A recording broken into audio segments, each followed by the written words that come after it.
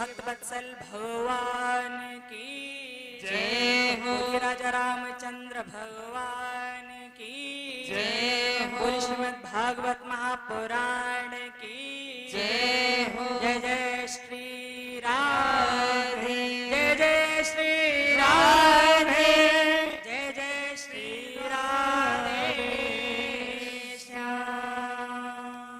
श्री राधे। सर्वप्रथम अखिल ब्रह्मांड नायक परमात्मा के श्री चरणों का ध्यान करते हुए भगवान के श्री चरणों में कोटि कोटि बार वंदन नमन प्रणाम। मेरे परमात्मा के चरणों में बारंबार ये निवेदन कि प्रभु जी अपनी बड़ी सी कृपा हम पर बनाए रखना और अपने श्री चरणों में हमें हमेशा जगह देना। भगवान आप ही हो जिनकी वजह से हम सब एक जगह एकत्रित हो पाते हैं। आपकी कृपा से ही सब कुछ संभव हो पाता है प्रभु। अब आपको पूरी तरह आशीर्वाद बनाए रखना है, अपनी कृपा बनाए रखनी है। बारंबार मेरे परमात्मा से निवेदन कि प्रभु जी अपना आशीर्वाद हम सब पर बनाए रखें और श्री भागवत जी में वांग में स्वरूप में विद्यमान रहें। बारंबार निवेदन।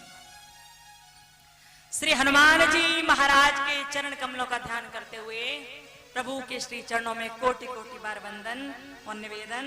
शीघ्रता कीजिए, आइए और आकर के अपनी चौकी पर विराजमान हो जाइए। श्री हनुमान जी महाराज शीघ्रता कीजिए, विराजमान हो जाइए और अपना आशीर्वाद हम सब बनाए रखिए, हम सब पर।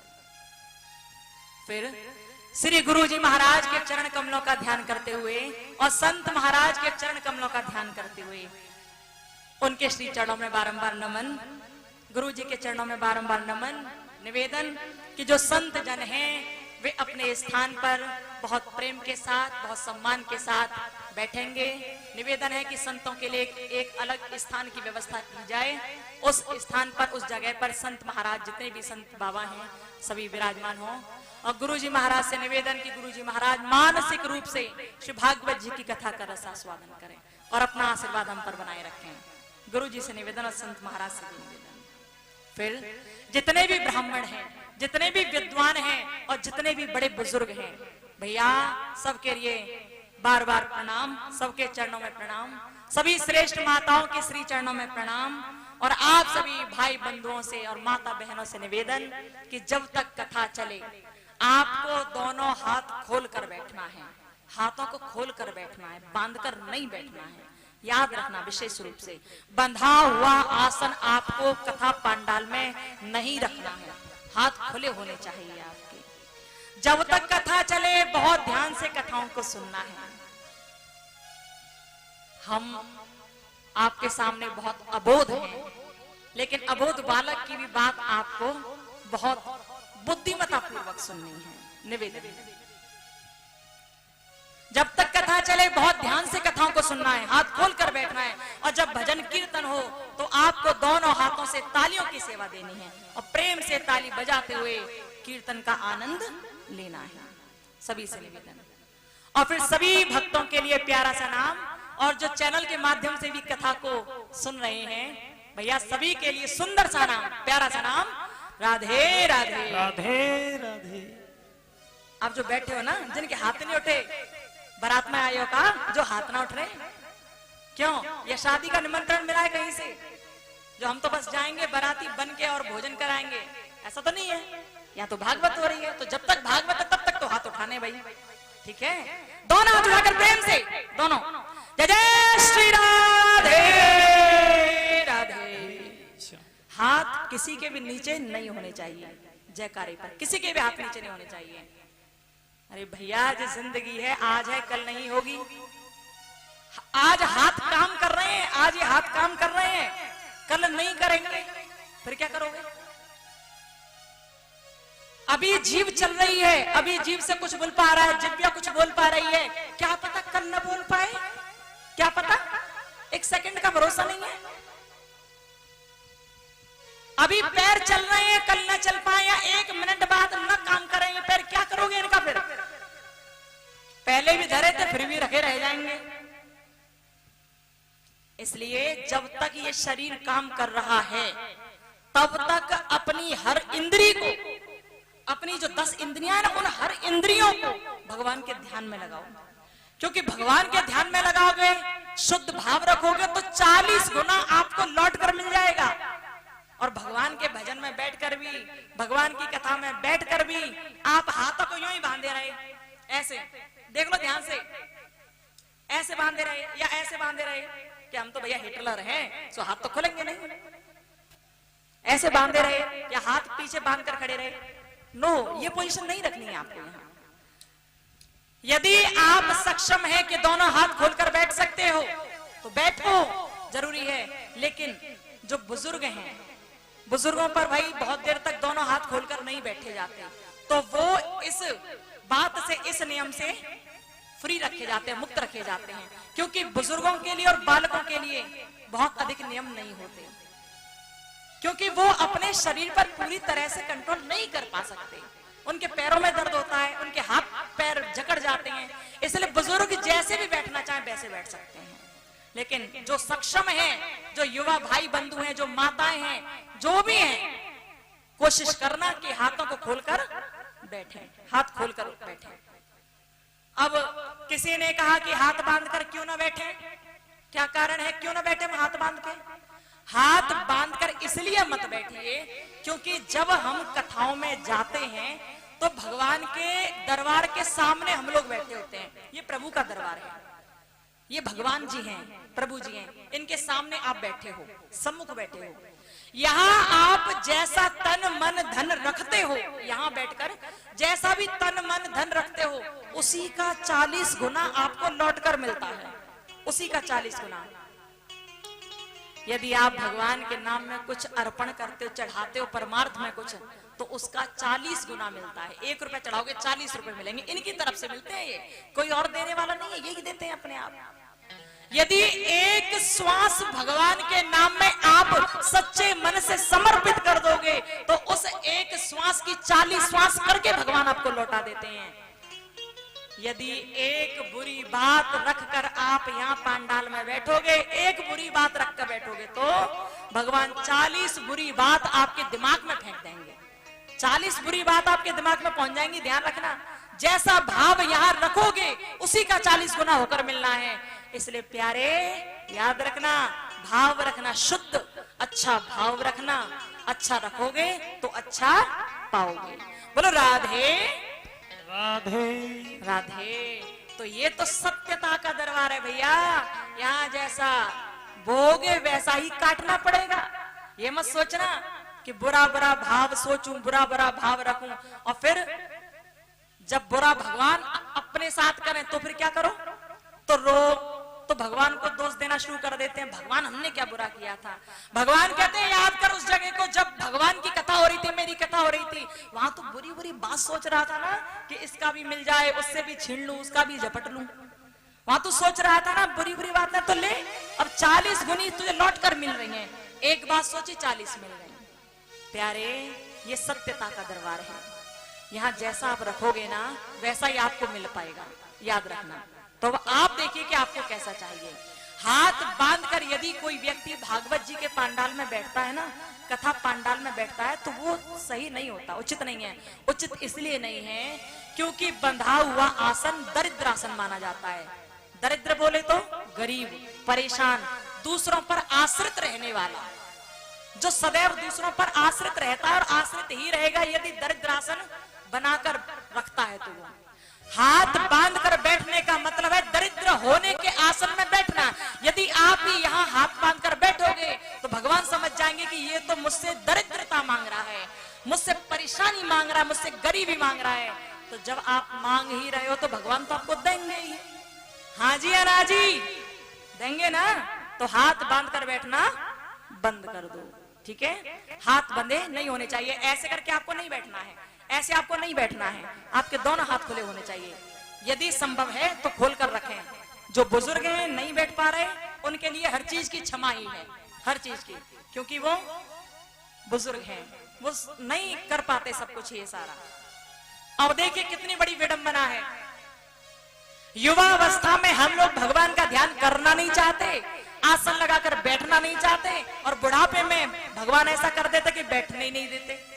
ऐसी कंडीशन रह ही नहीं जाती कि बैठ पाओ सही से। इसलिए सबसे सुंदर उम्र बचपन की और युवावस्था की है।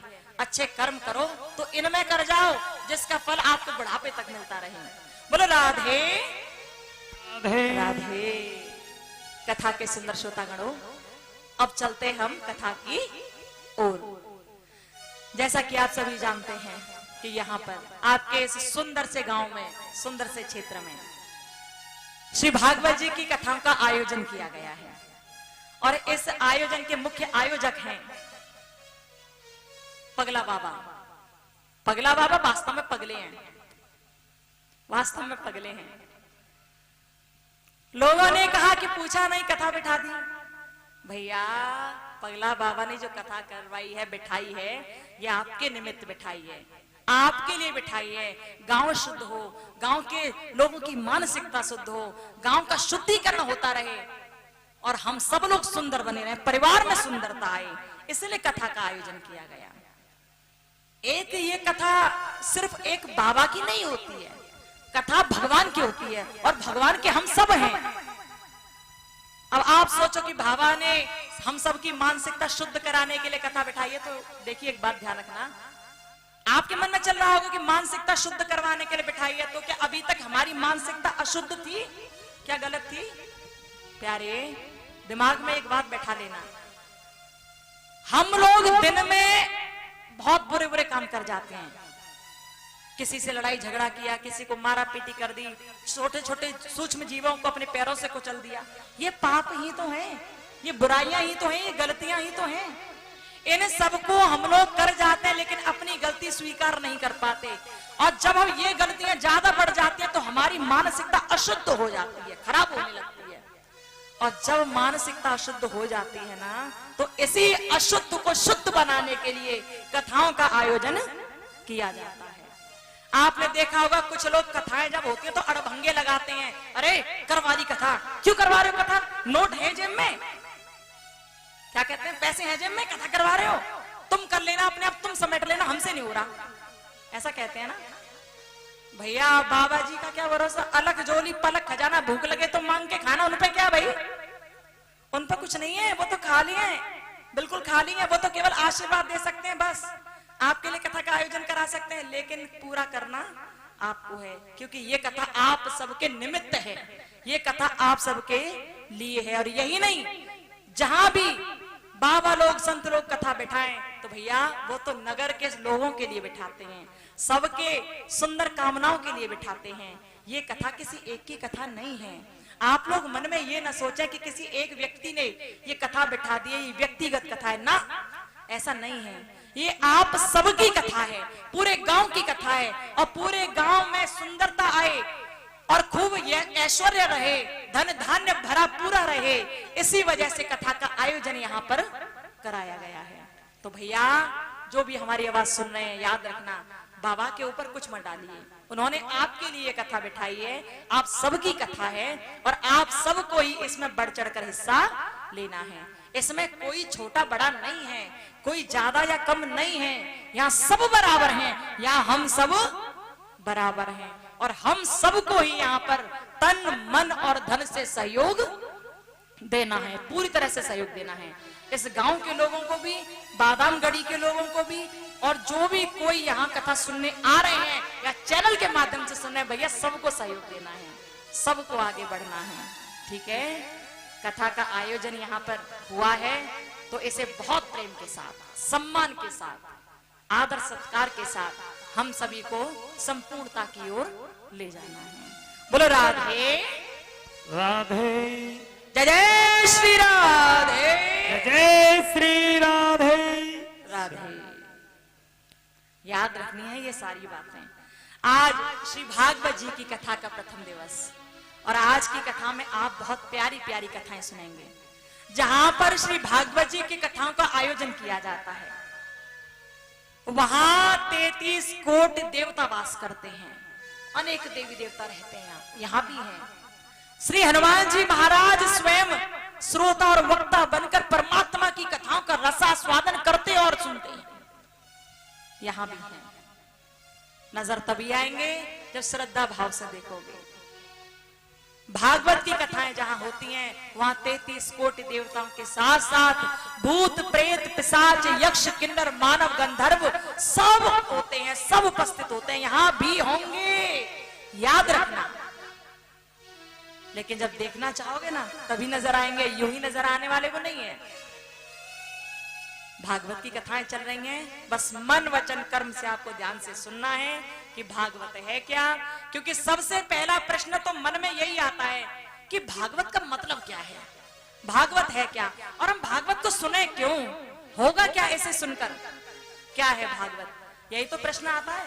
किसी से कहो भैया भागवत जी की कथा का आयोजन किया गया है, सुनने आना, तो लोग कहते हैं भागवत क्या चीज है, हमने तो सुनी नहीं कभी, होता क्या है हमें तो पता ही नहीं। तो सबसे पहले सबको ये जानना चाहिए कि भागवत का अर्थ क्या है, भागवत है क्या, और किसके बारे में किसने क्या कहा, भागवत जी के लिए किसने क्या कहा। प्यारे, यो तो अनेक प्रकार के ऋषि मुनि ब्राह्मण भागवत जी के बारे में सुंदर सुंदर बातें करते, अपने अपने मन के अनुसार उसका अर्थ बताते हैं। ब्रह्मा जी ने भी बताया, विष्णु भगवान ने भी कहा, सबने अपने अपने मन के अनुसार कहा। भागवत जी को तो बहुत श्रेष्ठ वेद भी माना जाता है।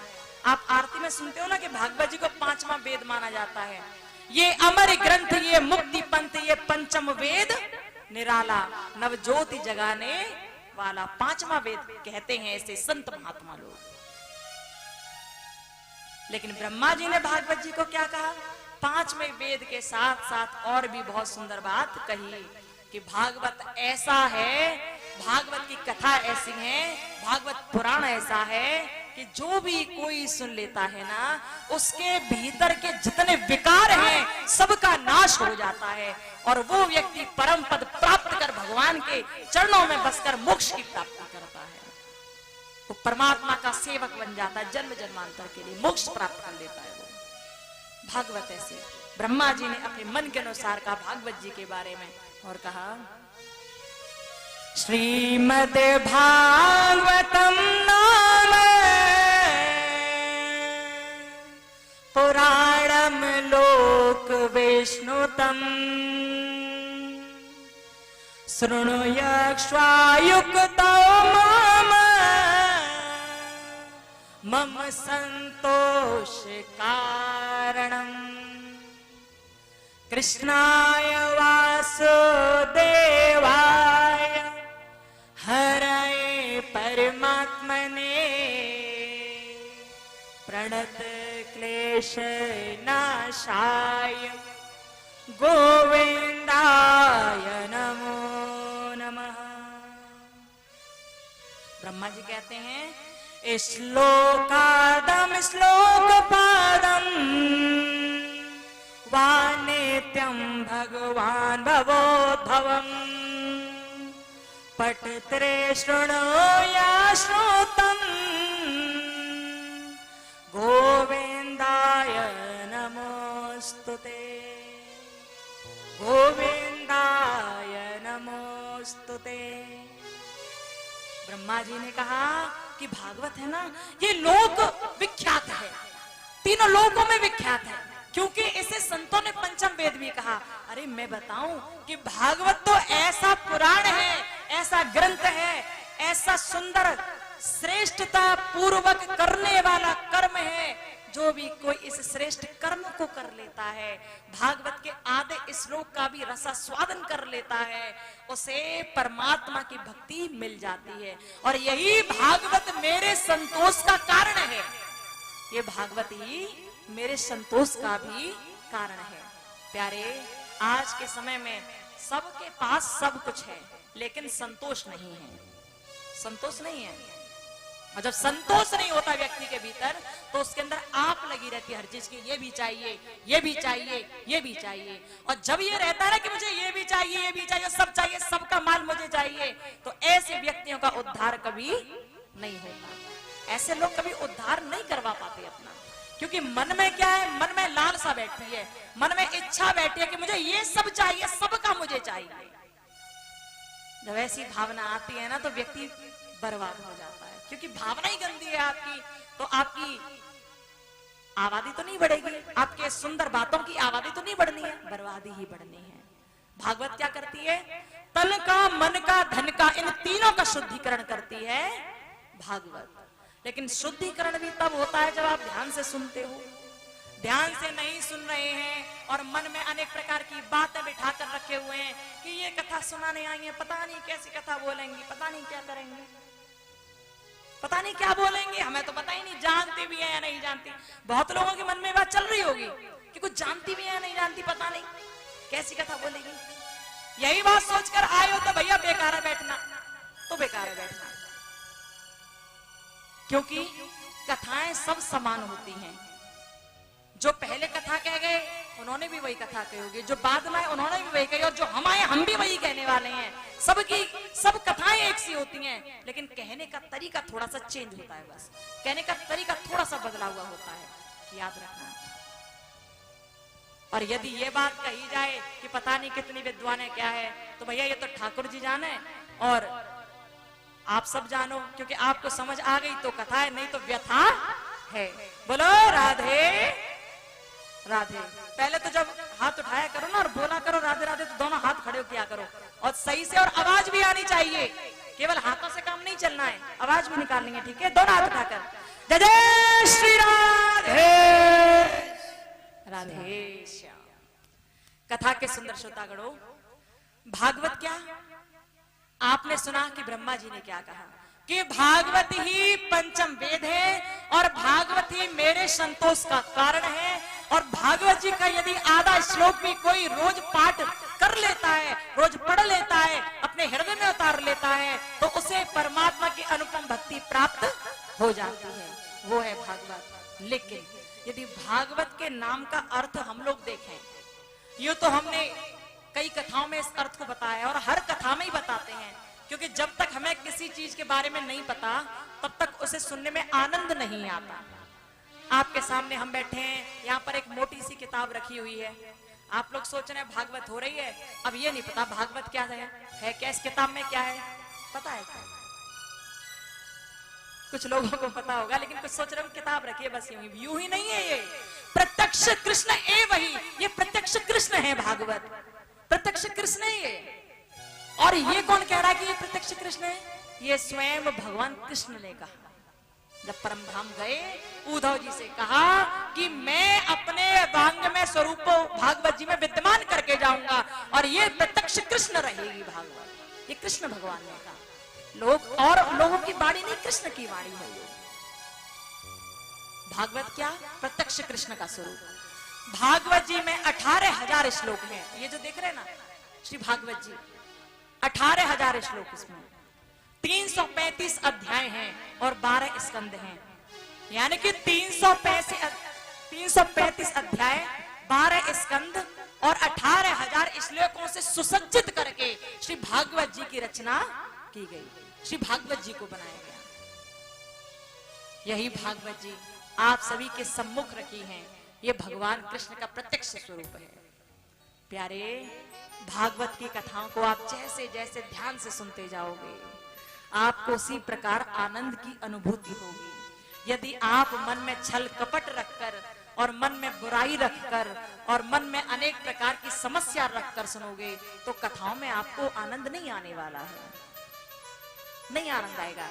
यदि हम लोग भगवान के पांडाल में बैठकर स्वयं को विद्वान माने कि हम विद्वान हैं, हमसे बड़ा ज्ञानी कोई नहीं, तो भैया यही सबसे बड़ी मूर्खता है हमारी कि हम स्वयं को विद्वानी माने भगवान के पांडाल में बैठकर। भगवान के सामने कोई ज्ञानी होता ही नहीं है, कोई विद्वानी होता ही नहीं है। भगवान की कथाओं को धारण करना है तो पहले आपको अपने मन की जो ये घमंड है ना, ये मन में जो घमंड बैठ गया है कि हम विद्वान हैं, इसे बाहर करना होगा, इसे निकालना होगा। जब यहाँ पर बिल्कुल खाली होकर आओगे ना, मन में कोई बात भरी हुई नहीं होगी, एकदम खाली घड़े की तरह आओगे, खाली मटके की तरह आओगे, तभी तो इसमें कुछ डाला जाएगा। भरे हुए मटके में कुछ भी डाल दो, अमृत भी डाल दो, तो भी कोई फायदा नहीं, वो भी फैल जाता है। लेकिन जब हम लोग खाली होकर आते हैं, पूरा दिमाग खाली होता है हमारा और भगवान के नाम में लग जाते हैं, तब वो कथाएं हमारे दिमाग में प्रवेश कर पाती हैं, तब वो भीतर जाती हैं, वैसे भीतर नहीं जाती हैं। इसलिए प्यारे, यहाँ विद्वानों की आवश्यकता नहीं, यहाँ अबोध की आवश्यकता है, यहाँ प्रेमियों की आवश्यकता है, यहाँ रसिक जनों की आवश्यकता है। कथाओं को प्रेम से सुनना, आनंद भी बहुत आएगा। ध्यान लगाकर श्रवण करते जाना। बोलो राधे राधे। आपने जाना कि भागवत जी का मतलब क्या है। भागवत कैसे कहते कैसे हैं?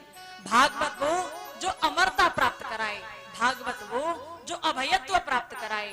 और भागवत किसने किसको सुनाई, इसके बारे में भी आप जानेंगे।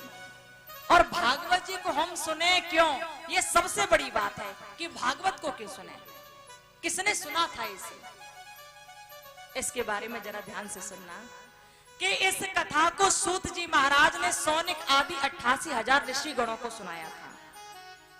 और यही कथा सुखदेव जी भगवान ने राज ऋषि परीक्षित को सुनाई थी।